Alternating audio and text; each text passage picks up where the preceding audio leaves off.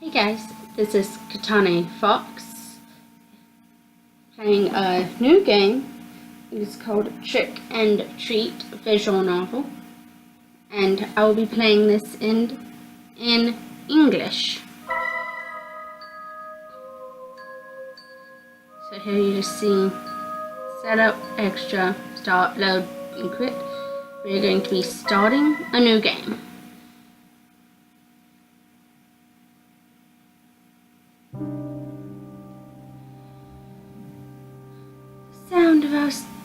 The sound of our steps, combined with that of the occasional nocturnal animal, is the only thing we can hear.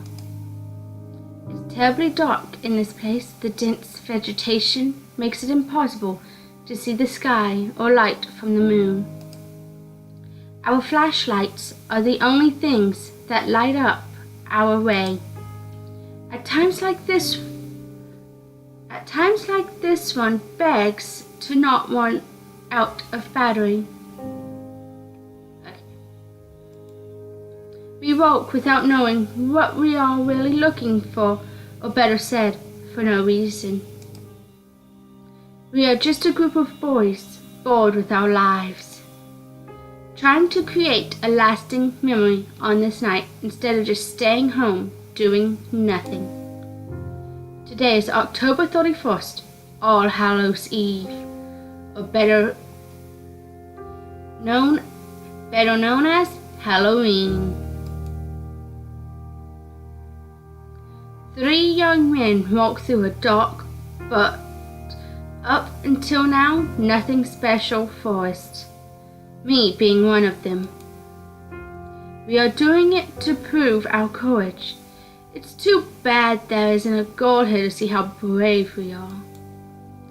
Seeing it like that, one could say this is a meaningless effort. For a moment, I stopped to look at my watch. It's 1:49 a.m. That means we have been walking aimlessly for more than 2 hours now. I am sure that many people would find a place like this terrifying. But once you get used to it, the fear disappears, making it feel like normal. What makes us afraid of the dark is that we cannot know what hides in it, what lurks in the shadows. But this is clearly an empty darkness. At that moment, I sigh, feeling how tired my legs are. What is the point of being here? Clearly, we had already demonstrated what we wanted. It would be best to return, I should tell them. I was about to speak when suddenly the atmosphere in the forest became strange. Suddenly, a cold chill went through my body. It was like any other chill, except it was not going away. For no reason, the air's temperature dropped from one second to the other. So much so, my breath becomes visible, turning into mist. It doesn't end there. The air is now filled with a rotten smell, just a little short from being unbearable. Images of worms and flies soon appear in my mind, giving me a really unpleasant feeling. We all stop at that moment. Axel. What's happening? Oh, Axel is us apparently. What's happening? I asked, confused, while turning to look at my friends. By the expression on their faces, it was easy to know that they were just as lost as I was. It was then that we heard footsteps nearby that did not come from any of us. We all got dead quiet after that. I don't know if it was out of fear or to check if it was not a mistake, but we stayed motionless, like statues, without making a noise. Just looking at each other's faces, wondering the same thing. Friend. What was happening? As if I could know. We heard the steps again. They clearly belonged to a human, or at least to a large animal. But there was something strange about them. It sounds as if the person walked dragging one foot. Just thinking about it made me shiver. Why is this happening? It makes no sense. We should have returned home before, but now it's too late to regret it. I have the feeling that we are being stalked by someone. The strange footsteps stop, but I'm still feeling the presence nearby. I don't know where it is, but I know that it's looking at me. That cursed thing is looking at me. My heart is beating anxiously. It's almost as if my body was telling me to get out of there. But strangely, my friends seem unable to perceive it. It seems that it's gone, but it must have just been an animal, said one of them, convinced that we were safe. I would like to believe that too. We had a sigh of relief, however bad luck would soon strike us again. Unexpectedly, the forest becomes darker than before in just the blink of an eye. But that wasn't the fault of the forest, but our flashlights, which ran out. Of the three, only one, mine, was still working. What's going on? Did the batteries die? Asked one of them, scared, while they both beat them desperately, as if that was going to revive them. I can't blame them. The idea of walking in the darkness was not pleasant for anyone. But after a few moments, we had no choice but to resign ourselves to that. Once more, the sound of our footsteps is heard, but the silence is different now. We are not quiet because we had nothing to say, but because we are afraid. We continue walking despite the fear that invades us. Visibility is almost zero, but we have no choice. In theory, we were walking back, looking for the exit. I cannot remember anything of this forest. We could be walking in circles, and I would never notice it until it is too late. I hate the thought of it. I just want to get out of here. Suddenly, my thoughts are silenced. We hear the footsteps of someone or something. Once more, the three of us become statues awaiting the presence to go. I hold my breath while feeling my heart beating anxiously. Get away from here and leave us alone! Unexpectedly, the steps are heard closer. This time, they do not disappear, but rather come at us. I can't stand it. Desperately, I move my flashlight everywhere, looking for the author of those footsteps, hoping for the light to reveal their identity and erase our fears. Nothing, nothing, nothing! Is that all there is around here? Just empty air?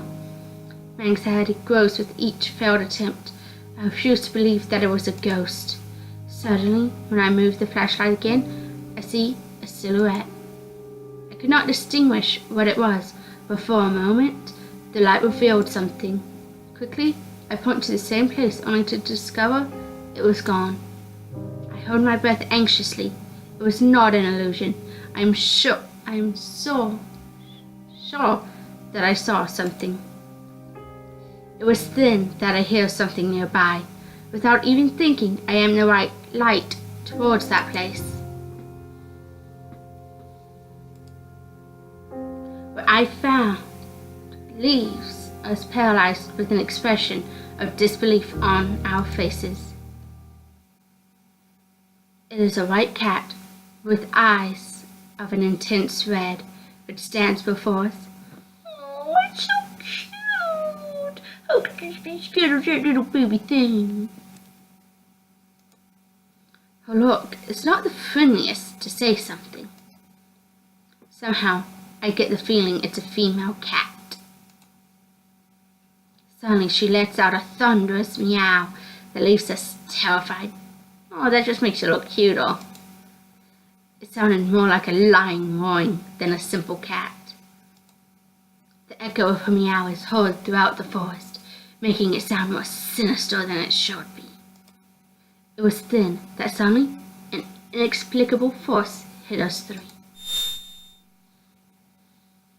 I fall to the ground, and little by little, my eyelids close.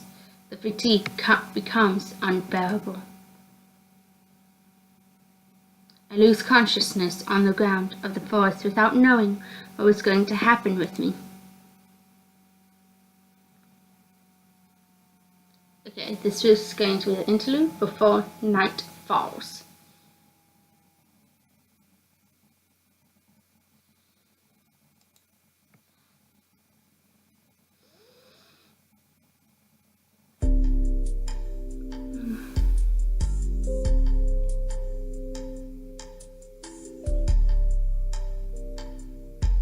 Okay, so apparently it looks like we're in a room. Weird, but okay. It is a day like any other, so normal that it was almost painful. The only special thing that could be said about it is that it's October 31st. Far were the memories when I was a kid and went out with my friends to ask for sweets from house to house. Just remembering it made me sigh. I feel nostalgic. Some things were better when I was a child. At least it seems like that. There were some who had good costumes, whether of superheroes or monsters. My friends and I, on the other hand, had to use our imagination. Creativity was our costume, you could say, no matter how funny it could sound. I remember that my mother once painted red on my face and told me, "You will be the devil." But it seems only she saw it that way. When we went from home to home, everyone said I was the tomato man. But those things didn't matter to me since we always had a good time. If I asked for candy now, even if I had the best costume, I'm sure no one would give me anything. Except perhaps a scolding for acting like a child when I am 17 years old. But anyway, I can't stay in the past. I must live in the present, no matter how little exciting that may be. Back to reality, we are a group of friends who don't have any plans for today. We are still not old enough to go to a disco, and I doubt guys as us would have any luck in that environment. The other option would be go to a party, meet girls, and have fun. Everything perfect, except that nobody has invited us. Not being popular has its disadvantages. Hey, Axel, let's have a couple matches. What do you say? My friend Steven called my attention while playing with the game console. First Shred, I believe that's what the game is called. A fast and quite complicated fighting game for me. I would normally agree to play with him, but for some reason, I don't feel in the mood today. I have no desire to play now, I replied with discouragement. I almost feel bad for doing it. Boing! The AI is no rival for me, Steven said with confidence. That you're playing on normal difficulty does not help your argument. I don't feel like losing, but if you want, you can challenge Alfred, I said, leading the attention to my other friend. I don't know how to play that, answered Alfred, doubting for a second. He's sitting behind the PC, but it seems that he isn't doing anything interesting. The screen only shows a lot of text. I think he is in Wikipedia. Hey, don't you have something more fun to do? I asked with discouragement without even thinking about what he was reading. Alfred looks at me surprised. The actual problem of society is that people are not interested in discovering their history. He's one of those pseudo-intellectuals, always looking for any rare information to appear smarter than others. When we forget our past mistakes, we are doomed to repeat them, he added later. What are you talking about? This village is small, and its story is not interesting at all. Nothing outside of the normal has ever happened in it. Alfred laughed mockingly after hearing that. Your ignorance is worthy of praise. He pauses, filling his chest with pride. The very fact it is a small town is the reason it's full of mysteries. Did you know that 20 years ago, on this date, a man disappeared? So what about it? I asked without being impressed or even interested in the least. Things like that happen all the time in all places. As I thought, you don't know the history despite living in this very place, Alfred said while adjusting his glasses in an arrogant gesture. There is a legend behind the disappearance. That is what I was reading. After listening to him, I looked back at the computer screen with curiosity. It's then that I noticed that it was not Wikipedia, but some other page. Come on, read this and learn a little, Alfred said, inviting us to read what was on the screen. Both Stephen and I moved closer to read it. Town of Abingdon, Oxfordshire Country, 1994.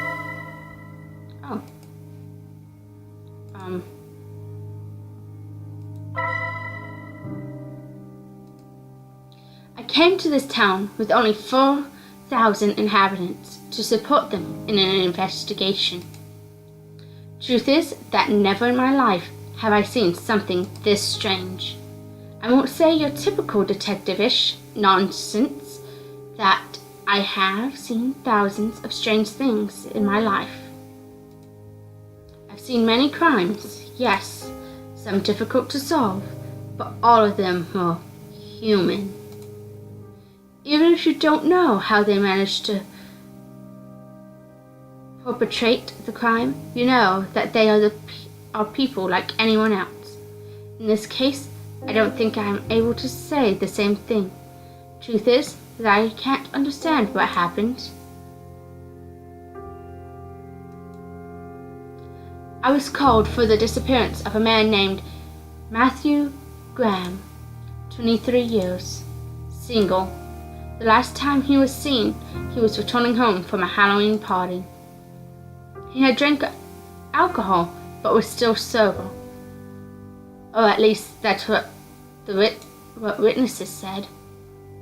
Anyway, this is not something which can be explained with a simple drunkenness.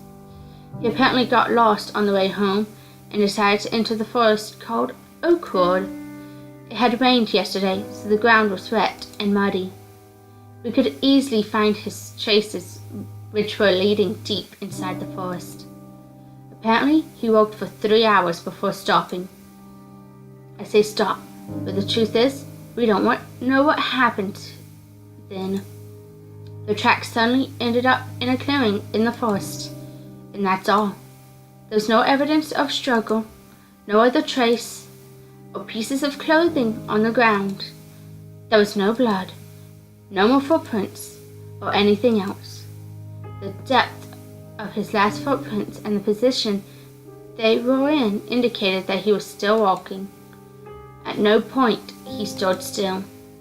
It was as if he had vaporized in the air with all his clothes in the middle of his walk. Obviously, I can't believe such a thing, but I can't give another explanation. The only thing I remember is that near the footprints I sensed a faint smell of rot. However, there were no animal corpses nearby. It is ridiculous to think he suddenly started to decay and became earth. In the end, the case was closed in just 3 days. With no evidence of any kind, we couldn't say anything but that he decided to escape from the village. However, while officially there was no more to do, I couldn't sleep in peace. Thinking about what could have happened to him took away my sleep. In my mind, I thought all sorts of theories. Like maybe everything was a plan developed by Matthew. But in the end, they all seemed impossible. I decided to investigate more on the issue.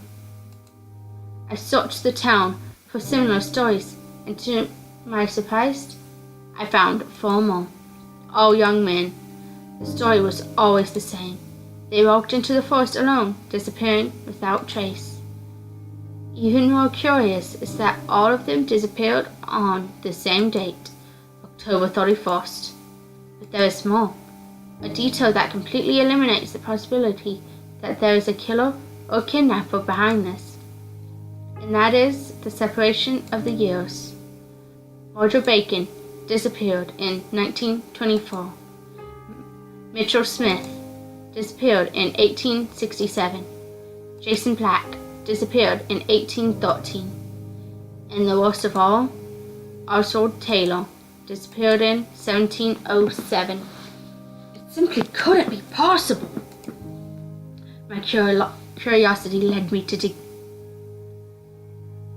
deeper. I thought that the answer may be in the past of the forest. It was then when I discovered that what seemed to be a simple and boring forest actually hid a great story. Before it was called Oakwood or Oaks Forest, the place was called Richwood. The word rich, which has huge similarity with rich, taking into consideration that it is an old name and language changes over time, that indicates that it was the forest of riches.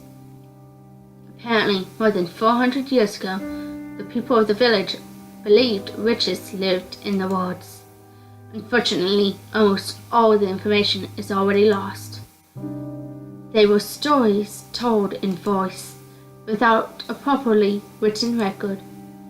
I just know that with the change of religion to Christian, people stopped seeing the witches with good eyes and began to hunt them.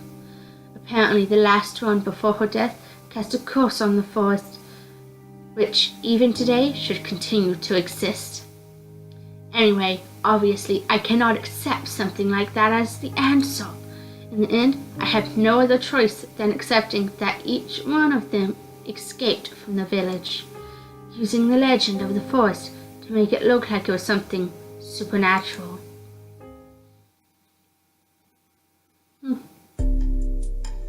Interesting story. I didn't know that such a story was hiding in this town. Oh wait, I said, honestly surprised. Even if it is a lie, it managed to hold my interest. Wait, there was something more, Alfred said at the same time he scrolls to the comments. Reread what is written there. A couple of comments call our attention. Both of them talk about some creature. At that time, they felt a horrible fear for what could happen to them. Well, the 2 comments share great similarities, but they could have been written by the same person. There are many others that deny it. Looks like many people went to the forest because of the legend, but couldn't find anything. I thought that you only read those things to look more cool before the girls, replied Stephen as a joke. Alfred giggles with a little shame. Partly, yes. He admitted it. That was a secret everybody silently knew. Well, now that we have an activity for tonight, Stephen said at the same time he makes a face overflowing with enthusiasm. What? I asked, completely lost. I thought we were just killing time. Simple. Let's go to that forest, Stephen replied without hesitation. He seemed really fascinated by the story. Are you insane? Said Alfred, unable to believe what he just heard. You only needed to look at his face to know he did not like the idea. Despite everything you've heard, you want to go. Of course, It would be a test of courage among us three, replied Stephen, full of confidence, perhaps too much. You should relax a bit. Don't tell me you're afraid. No. Why should I be afraid? Answered Alfred. At the same time, he folded his arm, making a false gesture of security. It's more than obvious that you're afraid, Alfred. Almost as much as when you have to talk with a girl. And what about you, Axel? Don't tell me you won't come. Suddenly Stephen asked me, at the same time looking at me mockingly. Don't tell me you want to be the chicken of the group. I hate that tone of voice he used. I will never give you that, I said without thinking, showing a confident smile and look. Well, let's not say more. Take your coats, backpacks, flashlights, and some food. We are going to the forest, Stephen said, full of energy. Yeah! We three said in unison, as if we were going to have some kind of private party, not really knowing what we were doing or what we were going to find. 2:13 a.m.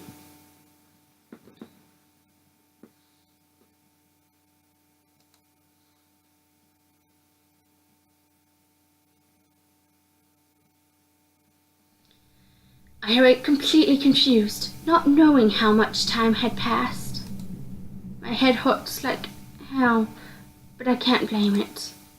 Fortunately, the pain goes away quickly, just as my confusion. Soon, I come back to my senses. My flashlight is lying on the ground, shining towards the empty air. I immediately pick it up. It was my only protection against the darkness that surrounds me. Then I remember that Stephen and Alfred were with me. Stephen! Alfred! Can you hear me? Without thinking, I screamed their names in the dark while trying to find them with my flashlight. But there is no trace of them. They are gone. Where the hell are they? What just happened? I really don't understand anything. We should have stayed at home. This is not a proof of courage. We could be in danger. I have to find them. 2:19 a.m.